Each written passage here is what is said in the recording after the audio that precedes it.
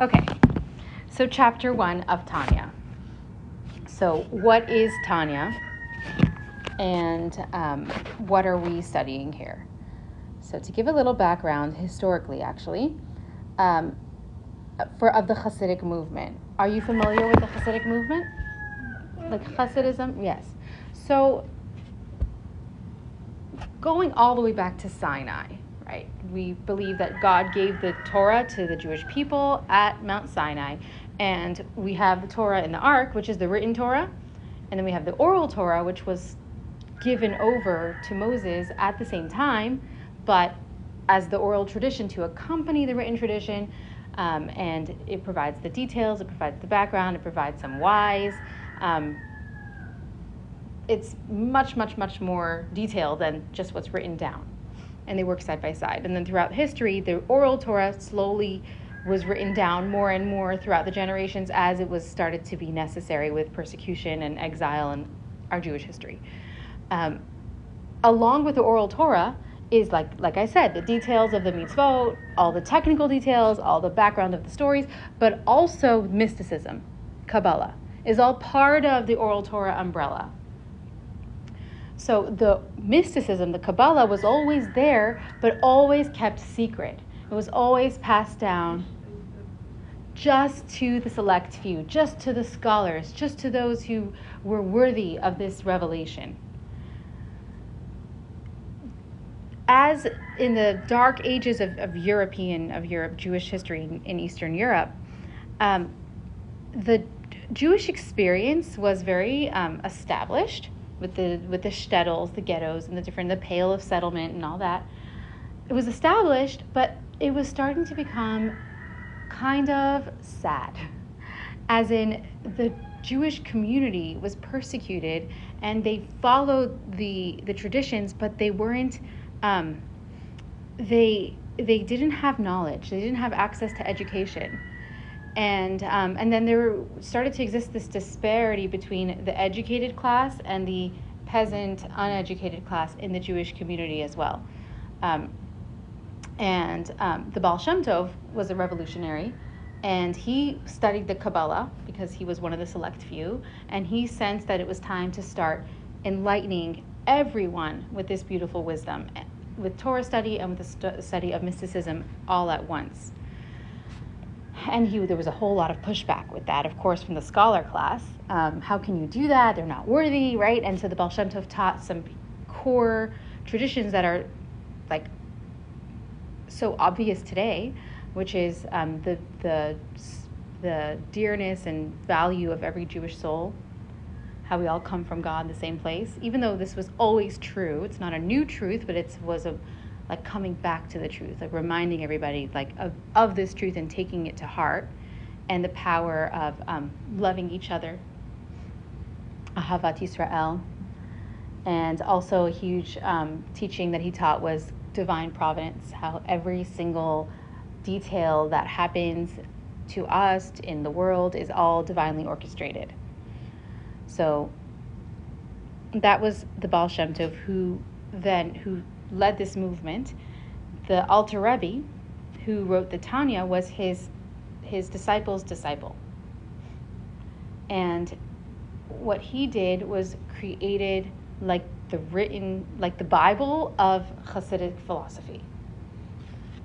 And there's a lot of Hasidic philosophy that is like, what is philosophy? It's just like you study this aspect of godliness, you study this part of Kabbalah, and it's just an understanding. With the Tanya, it's very different from most other works in that it is a how-to. It is basically the OG of self-help. It is the self-help book for Jewish spiritual inspired living. Can I just ask, when we talk about Hasidism? Mm-hmm. So, for the Baal Shem Tov, who brought this idea, who really just reminded people, like, love your neighbor. Mm-hmm. Before that, though, in Judaism, was there different like sects in Judaism at that same time, or no? Everyone was just seen as a Jew, and you're either a scholar or you're. At that time, it was either you're observant or you like fell off the path. Okay. And then in observance, but who made that idea? Like, who distinguished between the people who could study and like learn and gain the knowledge versus not? Like, was that actually written in the Torah, or was that kind Not of just at like all. humans, in classism and things like that amongst the community? It was along with the feudal system. So it was basically based on opportunity. So it wasn't that like you were born in, it wasn't like a family system, like it wasn't a caste system, like you were born into like, the families that, but it just sort of started to evolve naturally with people who were poor and didn't have the opportunity, and then they had children who were poor, and then so it kind of worked that way. Send your But child somebody to study or something like that, and you. Okay. But somebody could always, like, it wasn't like they were branded forever that way, but once they didn't know anything, they were looked down upon. Mm-hmm. If they were to then find a way to study, they would then be included. And so, and I know this is not the Tanya, but so then after the Baal Shem Tov and then the disciple, so that's the Baal Shem Tov is who started the Hasidic movement? Yes. And so separate from the Hasidic movement now, like if we look at like Hasidic versus Non-Hasidic. Yeah. There are other sects, exactly. There's other sects that don't believe that everyone should have the knowledge still, that don't believe that now everyone is equal, or is that still the case? Not the same way it used to be at all. Like these values have been accepted as like obvious to most of society now. It's this revolution was 350 years ago. Yeah. So we've come a long way since then. Okay. And we're talking about the shtetl, where it was like there was a lot of, and what the Baal Shem Tov actually pointed out to the scholarly class was the specialness and the dearness of the simplistic way of the simple Jew. So it wasn't that they looked down up it. If, in other words, like I said before, okay, if it was like a club, like let's say an athletic club, and the people who don't know how to lift weights are like, okay, what are you doing here? It was kind of like that. Once they figured out how to lift weights, they're like, oh, now you belong, right? So that's how the scholarly class viewed the simple folk. Like you're not worthy of you won't get it. I'm not talking to you. Like there's nothing I can learn from you, kind of thing. Not that they can never become, but right now you're just not. Mm-hmm. But what the Baal Shem Tov pointed out was that there is more than one way to serve God. Mm-hmm. And there was something very holy about the simple way to serve God. Without all the knowledge, there's like the pure soul aspect that these people had. And something he did, he was a mystic. So what he would do is he would hold hands and create like this circuit, and he would close the circuit, and then the people in the circle were able to kind of see the plane of consciousness that he had, and they were able to see the spiritual, like they would be, okay, you see these people saying psalms over there in the corner, they don't really know anything else, they're just saying psalms. Close the circuit, they saw how the psalms was like directly piercing the heavens, let's say. And I'm saying a general idea of like little stories I've known throughout life, but like this is not a specific story, so it's more of a general idea of what he would do. He'd be like, wow, do you see? You think that that's simple. You think that they don't know what they're doing. You think that they're inferior to you, but actually their service is superior to yours, even though they don't know any Torah. Because of their, because it might be their pure heart, or just, the way they did it. So what he was doing is he wasn't just saying, okay, give them a chance. He was saying, actually value them right now the way they are. Mm-hmm. So is the Tanya different from Kabbalah, or it's based in Kabbalah? That is exactly the next. Okay. Thank you. So the Tanya is based on Kabbalah, but also every part of the Torah. So there's different aspects of Torah. There's the mitzvot, the details of the mitzvot, the story behind all the stories, and the Kabbalah mysticism. So it's all of it, and it kind of puts it together. And I think I mentioned this on Shavuot. It puts it together in a way that can deeply apply to ourselves. So, like, for example, when we read the story of Abraham, yeah, there are lessons, but it's his story, right? What this is like a encyclopedia, or like like a Bible, right? For the Torah, how it directly applies to us. It's an instruction manual. And it's sourced, and you can see throughout, and actually the first word of the Tanya is Tanya, which means it's a quote. It's a quotation word. It's like we learn, this is a quote from the Talmud. So it's basically, and then in the Alter Rebbe's title page, he writes, the way he describes the book that he's about to write is a compilation of sayings. It's a very humble way to classify his work, but it's actually true in that throughout the Tanya, it's basically strung quotations from the sources throughout every aspect of Torah, stringing them together in a way that is an instruction manual. Does that make sense? Mm-hmm. So, for how to be a spiritual. Yes. What's the spiritual path to God? And there's more than one. And you probably remember the long short way and the short long way. Mm-hmm. So that's in the title page as well. And throughout the Tanya, we're at the place in like chapter 16, 17 where we're at in the Tanya course is at that spot where we're studying the short way and the long way, how to arouse a love of God that is natural, that is part of us, how to meditate and generate a new kind of like love of God that we create ourselves. That would be long way, short way. But today, I want to go straight into the actual first chapter. And it starts with this quote from the Talmud, where it talks about an oath that every child, before they're born, their soul is made to swear an oath. And actually, in chapter 15 and 16 and 17, we answer a whole bunch of questions that the Tanya opens with. So we actually answered some of the questions in the last Tanya class we had that are brought up in chapter 1. And it's the Talmudic way of studying. That's the way, you might be familiar with the question-answer style of the Talmud. So he's gonna ask a whole bunch of questions. We're not gonna go through all of them here because we're gonna get to the point. But the point of why we're asking these questions is, who am I?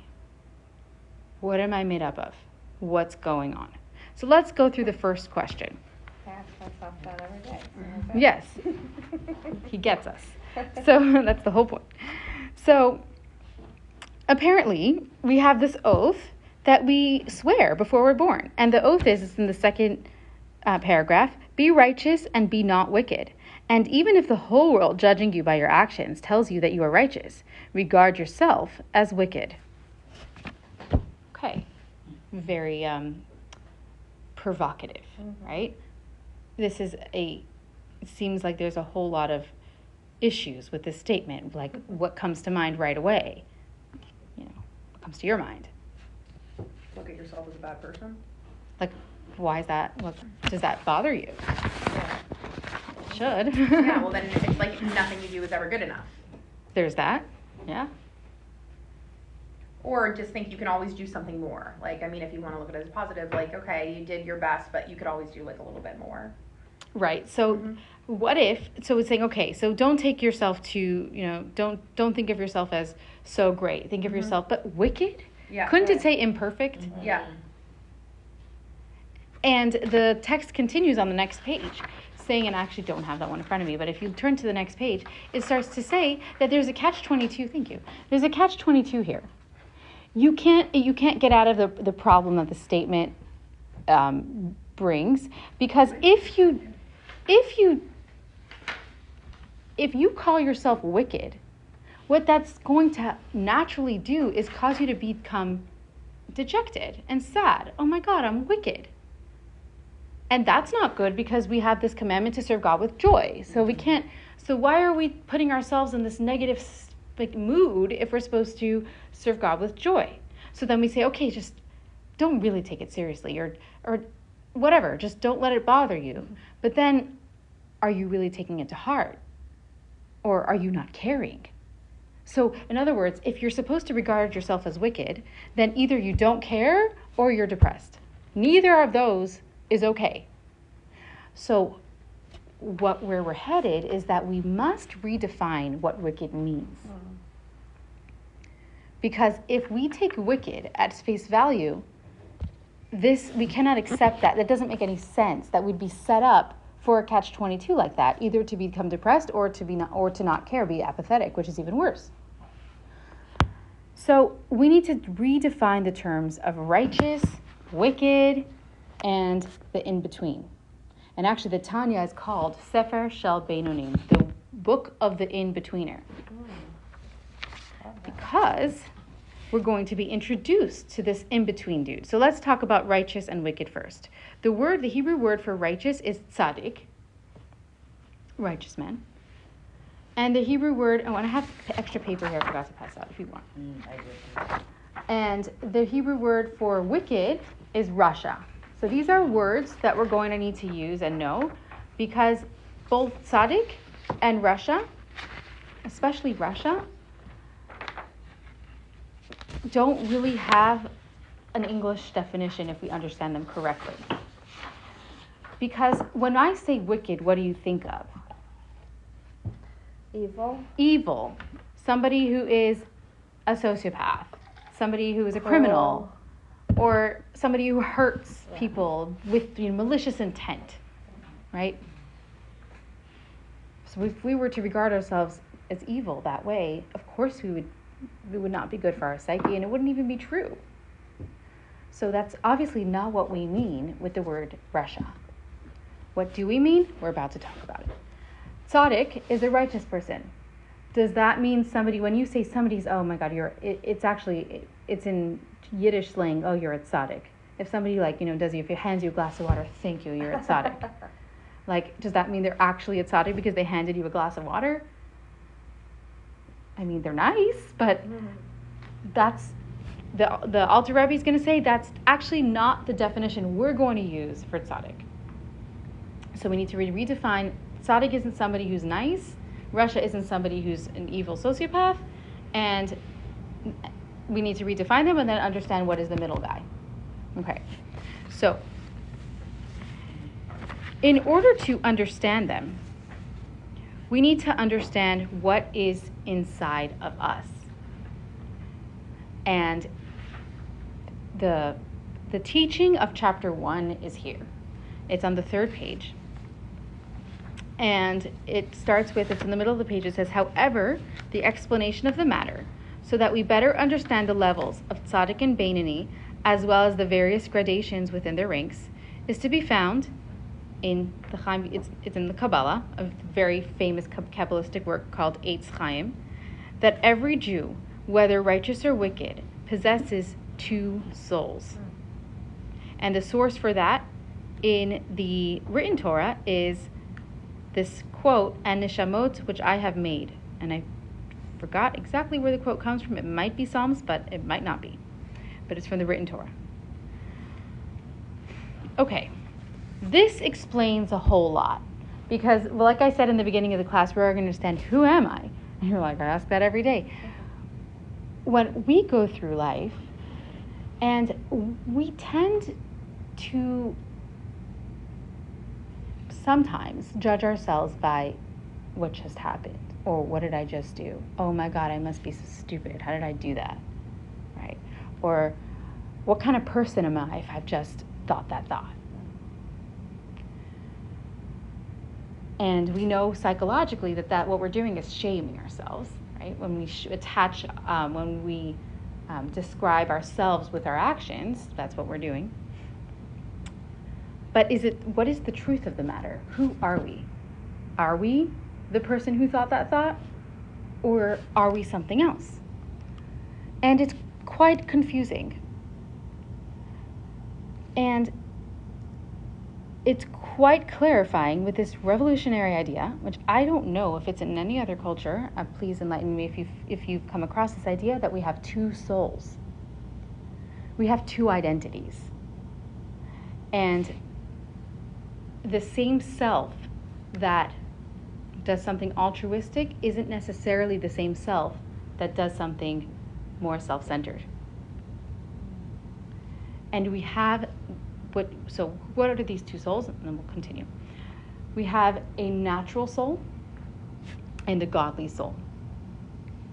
The natural soul is the soul that we're born with.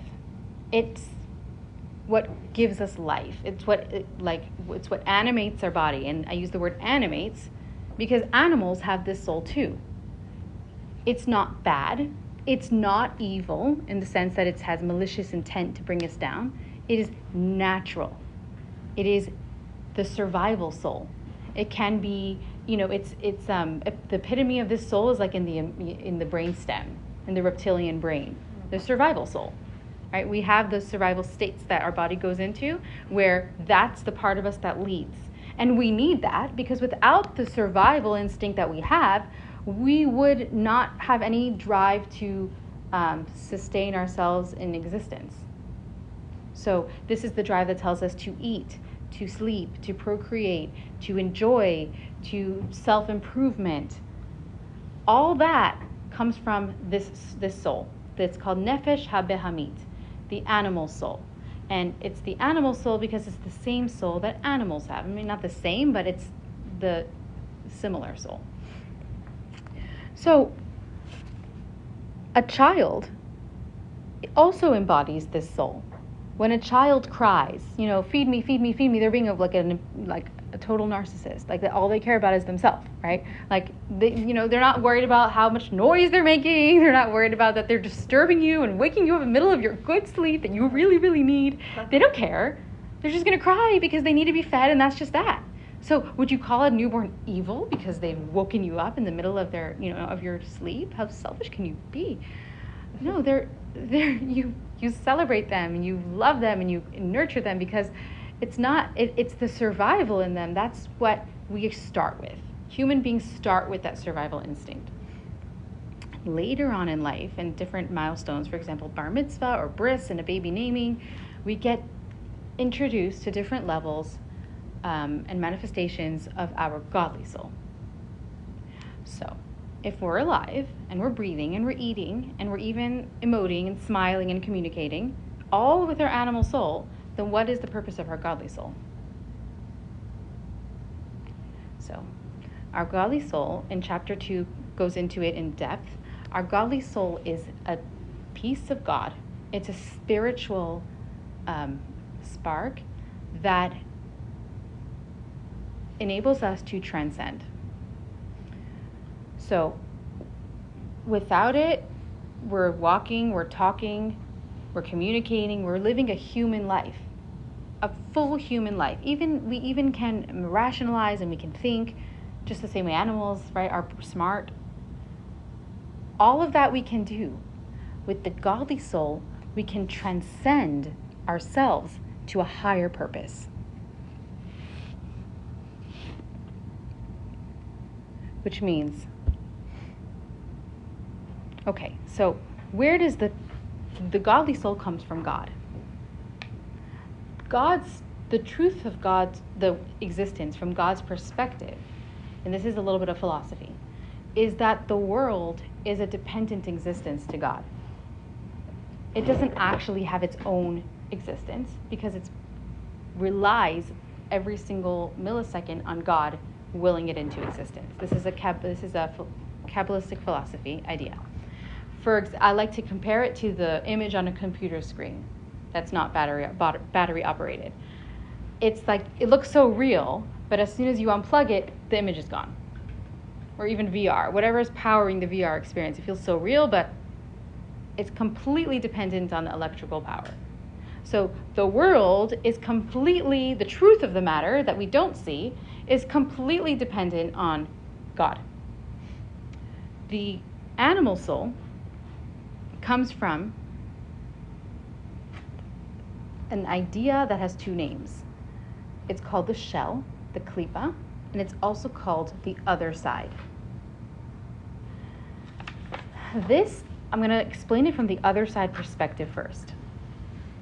This other side is basically the other side of godliness, which means that the way God created the world was so that we don't walk around seeing sparks of God in everything. We see faces, we see skin, we see wall, we see building, we see road, we see physical objects at face value. And if we study and if we get super in tune, we can then, start looking at things with a more divine perspective. But that takes a lot of effort. It's not apparent and not even normal. It's normal to walk around and live life face value, physical, reality. That is a construct based on philosophy. That is a construct of God's creation as well. In other words, when he created the world, he created it with the intention and the purpose that it would see itself, as a separate existence. Because if he were to create it like the more spiritual planes of reality, which do exist, as they're called the four worlds, if he were to create them that way, then we wouldn't have free choice. Because we would see the purpose, and that would overwhelm any distraction. It's like when you see something and you can't unsee it, right? So if we were to have this natural, like if it was obvious, so obvious, the truth of the existence and the purpose and spirituality and God, then it would be game over. We would become spiritual robots, like that's what angels are. We'd be angels.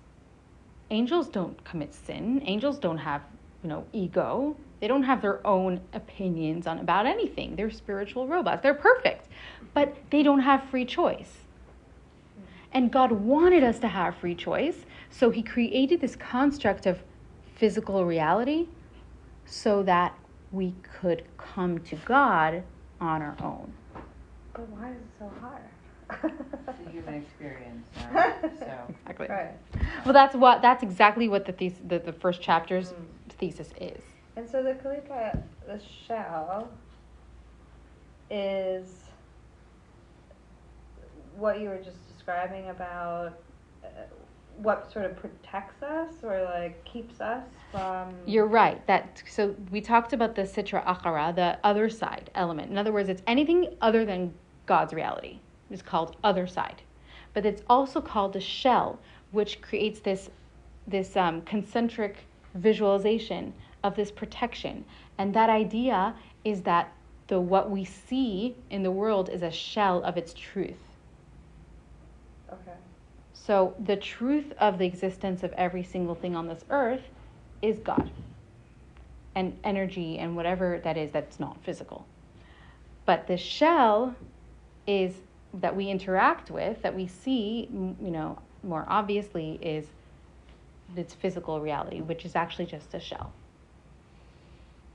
So that explains both names provide a different understanding of this idea. The other side too? Yes, the other side, what the other side helps us, and we go into this further in chapter 7, I think, and 8. We talk about more about that experience. But the other side is, it helps us understand how you can be a Rasha but not be a sociopath. Because if it's not about, and thank you, it brings us full circle. So we have two souls. We have a godly soul. The godly soul's drive is to connect to God and to do God's will. And it has no other agenda. That's what it wants. In order to do that, fully would be, it's in other words, the antithesis of ego. It wants to not exist for itself. It wants to be a vehicle for God, for God's will and purpose. The animal soul has the opposite will. It wants to exist for itself. It's created from this klipa, from the shell. It's created from the part of the other side, of the construct that God created that conceals the truth of of the world's existence being God itself, God Himself. So, in other words, it's created from ego, from the idea of ego. Can I ask a question? Yeah. When I think of nashama, right, isn't that soul? Yes. So are you saying that it's actually two souls, or are you saying that it's a soul, it's one soul, we have one nashama and it's made up of two parts?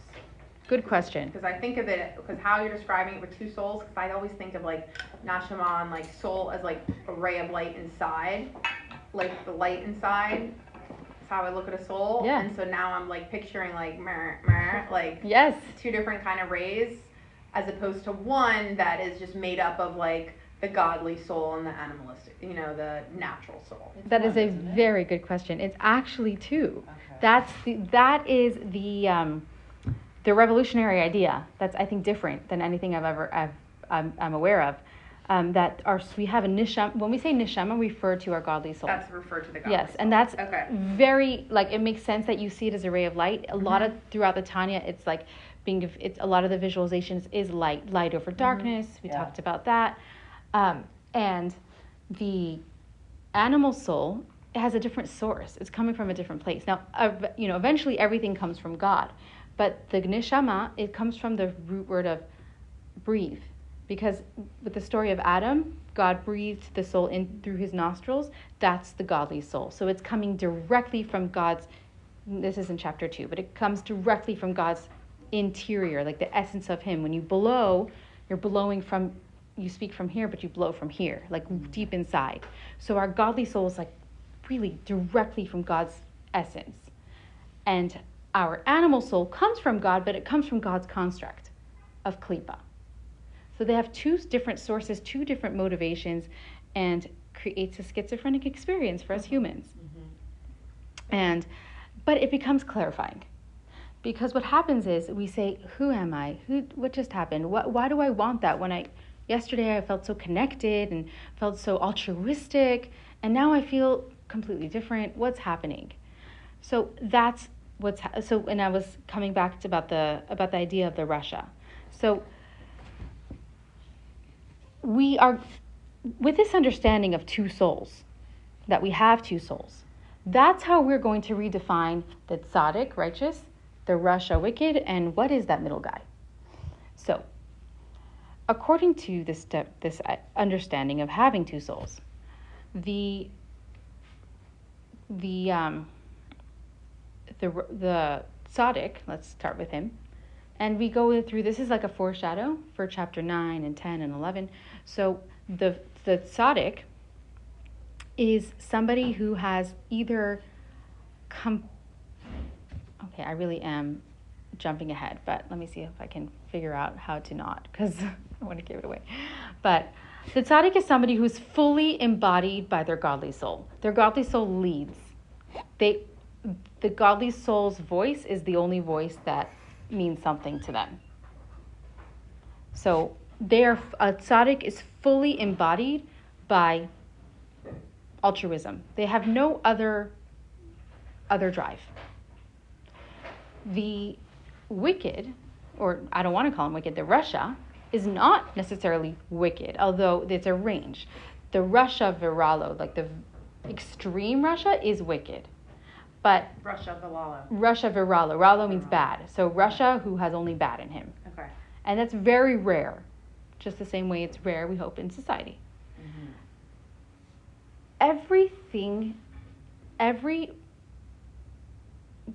Any person that feels that is basically imperfect would fall into this category. And it's explained by the other side. Like if they're going to be motivated and act on anything other than God, it's other side. So it doesn't have to be like hurting another person. That would be like the sociopath part or somewhere in between. It could just be acting on something from an ego space.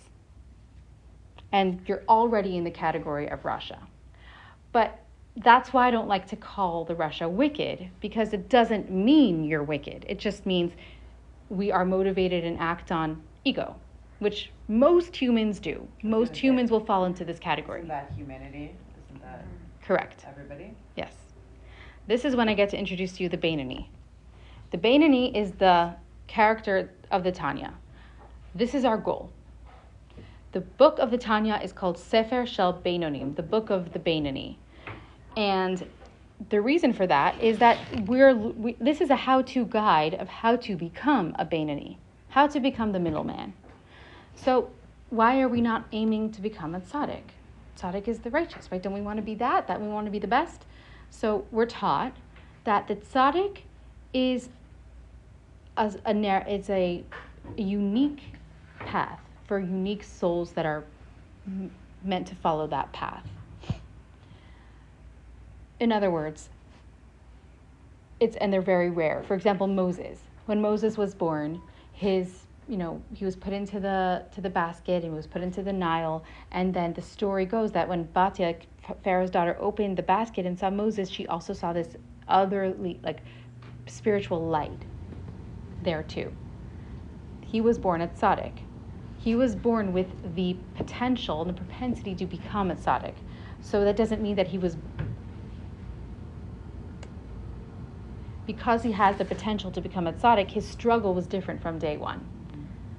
And I also, later on in the chapter, I tell a story of one of the Chabad rabbis, the Lubavitcher rabbis, who, the way they played, they would play, but they would play rabbi-student. They wouldn't play like regular kids. What they were dealing with at a young age was already they're starting out on a different spot in the game of life. They have this potential to become a tzaddik. They have a tzaddik soul. Why were they chosen that way? Well, true humility, we know Moses was the most humble of all men. The way they see it is they don't know why. And they were able to access this extreme humility because they would see where they were, the place they were in wasn't due to their own efforts, but due to their potential that they were given, which not everybody was given. And what Moses used to say was, if somebody was given the potential that I have, they would do better with it. So we're born with the two souls, but we're also born with the potential for tzaddik, rasha, and beinoni. So most of us, even though technically every single person has the potential to become a tzaddik, the majority of us are meant to aim to become a beinoni. The beinoni, what is the beinoni? So the beinoni is somebody who always feels human inside. In other words, there's always going to be the two voices from their natural soul and their godly soul, but they will always act on the godly soul's voice. Whereas a tzaddik doesn't have that struggle the same way that a beinoni or a rasha does. They don't have a natural soul with an active voice. And we talk about that later in 9, 10, 11, the chapters. So what I want to talk about here is the beinoni.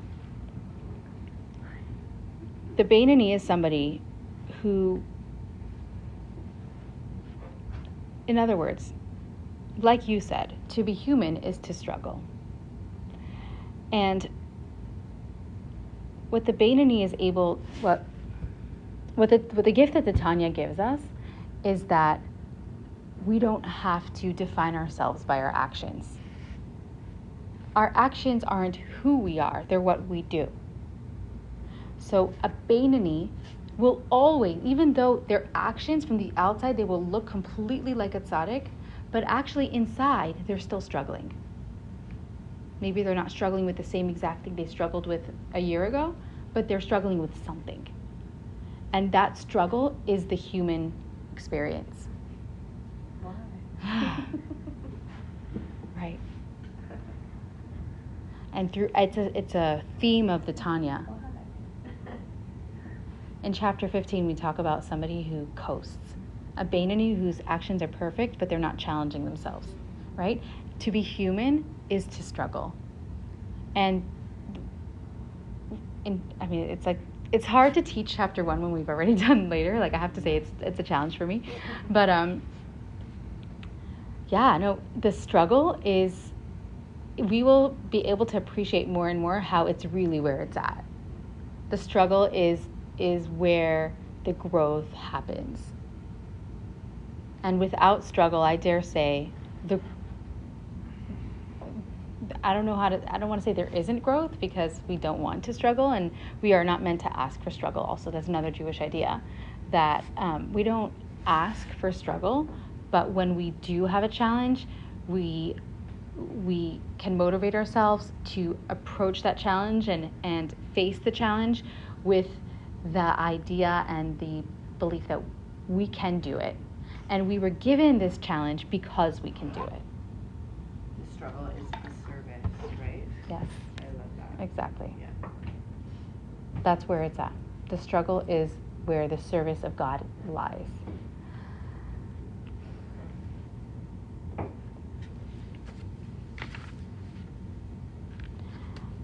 The natural soul that we have is so natural that it says that it's actually in our blood.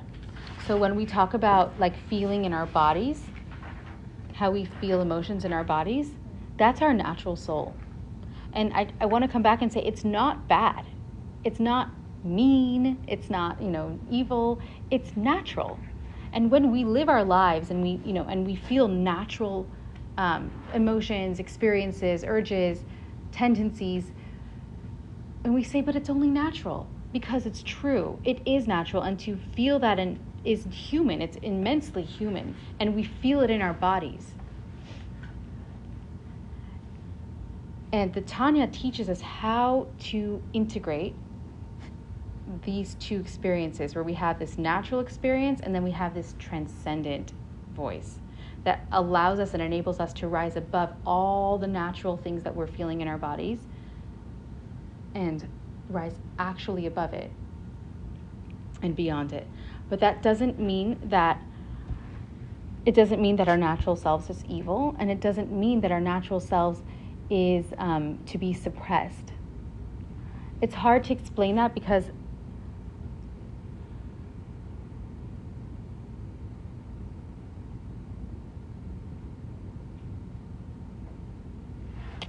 if we were to need to deny our natural souls completely, then we would be angels. The beauty of having a human body is to be able to include our human body and our human soul in our transcendent experience, which means it doesn't get to lead. Well, this is again foreshadowing. It doesn't get to lead, but it gets to be included. So ask me questions. So do you welcome that? So if you're referring to sort of like a floating awareness of that, so as we transcend, we can see the difference, and we learn to live with that as we evolve, as we change. So do you welcome, and I know in future we discuss sort of like stomping that out, like we don't want to do that. We always want to maintain a heightened awareness of both while we transcend. Is that correct? Or how does that work? Like, how do you, I guess, reconcile the two as you become closer to God, as you become more aware, as you're on the journey? Yeah, and beautiful building question. on that, how do you not get, the more that you transcend and the more you're aware of the natural soul versus the godly soul, because, I think your example of children was really profound to me, thinking about how this is something we have to almost like evolve into as we grow, as we evolve, as we experience life and our bodies and the world. How do you not get depressed when you experience that natural human struggle, while you're also holding the godly and the divine? Yeah. I think your question kind of answered it. I don't, in a funny way. I think it's the awareness, in other words. I think when we become aware of what's happening and where we can go, I think it's oddly comforting for me. If you want, we can meditate into it if you want. I'm gonna have to go. Okay, sure. For work, but Yeah. I gotta be in my office. Okay. Bye. I'm gonna listen to the rest. Sure. Thanks for coming. Happy, safe summer. Yes, thank you. Yes, thank you. Sure. Send the recording.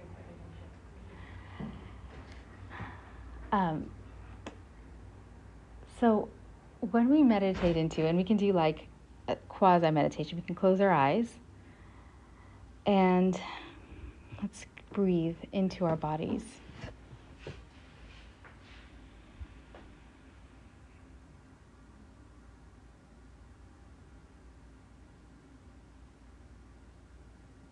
Keep breathing in. Let it go out. Breathe into your stomach. Breathe all the way deeply into your diaphragm. Allow your stomach to rise and then to fall, letting the breath go.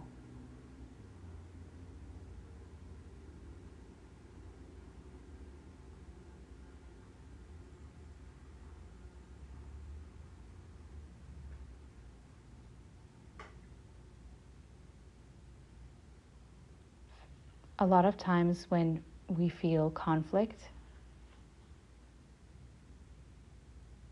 let's feel that out.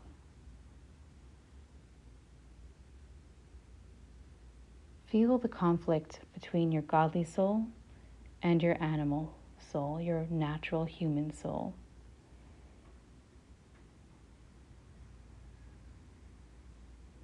Feel the drive of the natural soul in you, enlivening your blood, enlivening your body, floating through your blood, through your veins, every part of you alive with the human soul.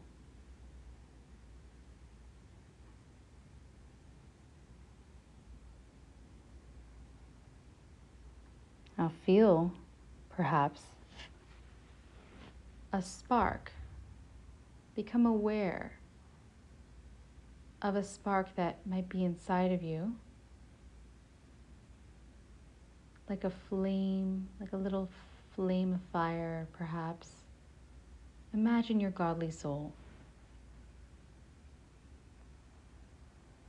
Picture its desire to transcend, to leave the limitations of the body, to exist on a spiritual plane without borders or limitations.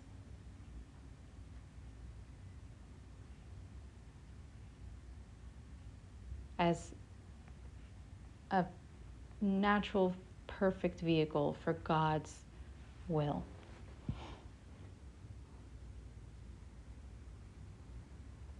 Now feel the conflict between these two souls in your body. Well, there is your body, your natural soul within its borders, and there's your godly soul wanting more, wanting out.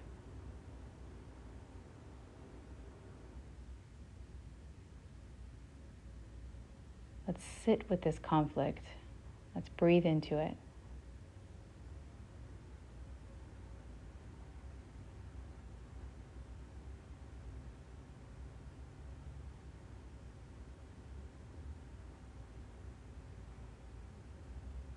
Pay attention to how it feels inside of you. Do you have a feeling inside of you of magnifying, maybe a feeling of discomfort? Possibly. But breathe into it.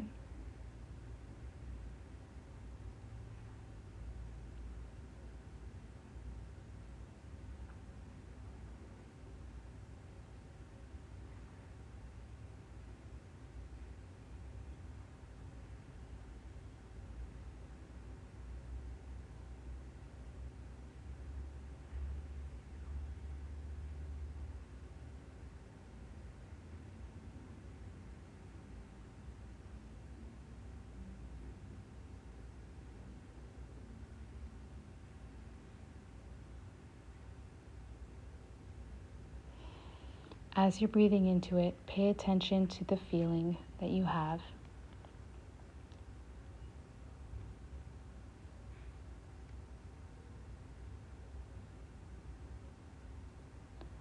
Now, allow yourself to think about the idea that this is normal.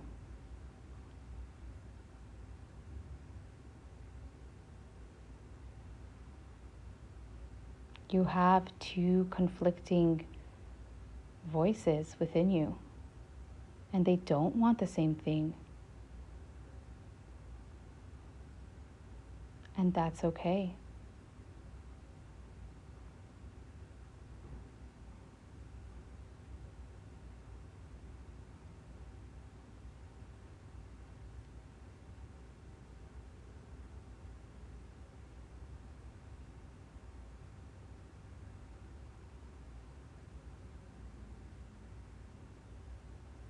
To feel the conflict within you is to feel human.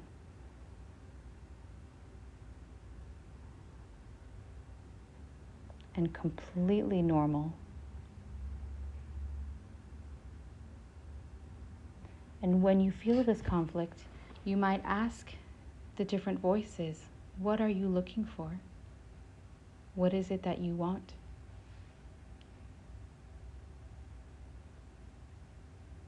You might ask yourself, which voice are you? Are you my godly soul? Are you my natural soul?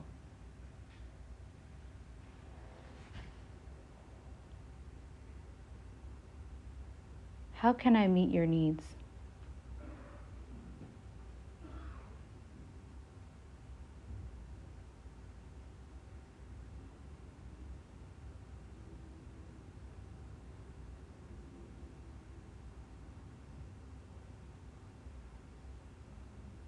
Allow yourself to feel whatever it is that you feel.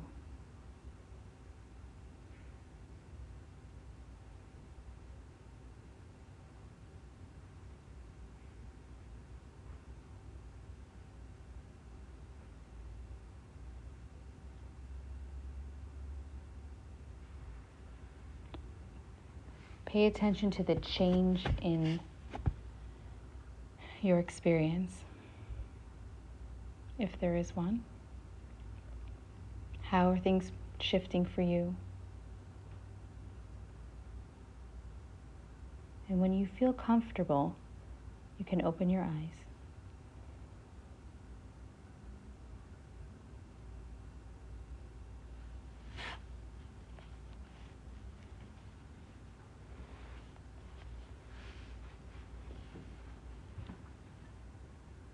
I felt the goodness in that and almost radiating, but when you pay attention to the difference, you can maybe be closer to the understanding that the depression is almost the frustration that, then like you're aware of, the duality of the nature and the struggles daily that you experience are part of that transcendence, yet it's frustrating and it's exhausting because majority of the time you don't feel like you're getting anywhere. You don't feel a resolution. There's there's nothing. Right. There's no accolade, there's just nothing. It's not transactional. So that's where the depression piece comes in, I think. And it's constant. And it's constant, right? Yes. Holding on, just trying to walk. Trying to figure out. And the question I have is, so when you talk about meeting the needs of, let's say, that are calling out to you that we're ignoring or evolving through aware enough, how do you engage with that? What is the method that are you supposed to? That's a very good question. I was like, as I was saying that, I was like, yeah. So, it's a very good question. A tzaddik is somebody who is even a Beinoni is never going to act on the desires of the natural soul. However, but what we can do is in their tradition, and this is like, again, a foreshadow, but in our tradition, for example, if we have a Torah class here, and we have coffee, and we have muffins, and what we're doing is we're including our natural soul in the experience. Mm-hmm. So what we can do when we meet the needs of our natural soul, the natural soul needs to eat and sleep. It needs to survive in order, and they can become partners. The natural soul and the godly soul become partners in the same purpose, even if you're not a tzaddik. Yeah. Right? So what we do is we treat it like a child, like our inner child, and we say, what do you want? You want a coffee? Come, have coffee while I study. Okay. What was your question? My question was, when we talk about the duality and we're aware of the needs of the human soul, let's say, if they're, wicked or negative, and we are aware of them, can you argue the experience and part of transcending is to delve into those a little bit and make the mistakes, and we've talked about that in other classes. Right. And that contributes to your future evolution, or do you are you aware enough that you say, oh, I see you and bring you to coffee, but you're just going to stay right there and I'm just going to watch you. And, or you can even Not be part of engage it. with you. Like, it's, it becomes more of a holistic experience when we include our natural soul in the service of God. So we're not letting it lead. Yeah. We are including it. We lead, but we fill its needs. Well, and can they be partners? Yeah. Correct. That's the idea. Yeah. So You when need we one to are have the other. we are alive and surviving, that means that we're partnering with our natural soul. Right, exactly. Right? Because it's without it, if to the extreme, if we only have the desires of the godly soul, the extreme of that is called klot hanefesh, which means expiration. Like they just go and the soul flies up to God and they die, like a physical death. You're done. Yeah. Right? So we need God created the world with this partnership. The natural soul many times likes to want to, if it leads, it takes us away from the goal. Yeah. If our godly soul is leading, then it can include it in the goal. So it's like the godly soul is the parent a lot of times, and the natural soul is the child. In a certain way, but not exactly. But we need one to have the other. Yeah. Well, to be a human being is to have both, basically. Yes. But we need to honor. Yeah, we need to honor both. And we need to fulfill them, and that's what I said. What does it need when we're the ones, if we, let's say, do we want to identify as a natural soul, as a human, similar to a mammal, or do we want to identify ourselves as a transcendent part? Yeah. So I'm going to identify myself. When I say I, it's going to be my neshama, my godly soul speaking, right? When I'm asking the active question, what does my natural soul need? What I'm doing is leading. And I'm saying, what do you need? I will give it to you. But I call the agenda. Okay. Right? Yeah. And I also want to share, like, throughout the meditation, I felt the conflict. And then when I said breathe into your stomach, I felt it here. And I felt this tension. And only when we said, like, it's okay, all of a sudden it was like, I don't know if you felt that too. Mm-hmm. I felt like everything settled down. It was like, when we allow the conflict to exist without ascribing any worry or negativity to it, I think I found some comfort. Oh yeah. Yeah. And peace. Yeah. And it feels liberating. Yes. And I think I only got to attend the last class and not the first class, but I think what I have found really beautiful as well is it seems like each individual, there are overarching sort of tenets to our natural soul and godly soul, but each individual also has their own natural soul and godly soul. And I think what I have found really difficult in life is getting to know my own natural and godly soul, because they're very sensitive, they're very particular and unique, but it's liberating to think of that as kind of my transcendent purpose as well. Absolutely. Just getting to know my own natural and godly soul. You couldn't have said it better. I mean, that's the idea of the Tanya, that it's the guide for each person to live their purpose in other words, in their personal selves. Right. So yeah, we changed the word change makers for the outside world, but actually the one of the best things we can do for the world at large is to be doing the inner work inside of ourselves that nobody even sees. Yeah.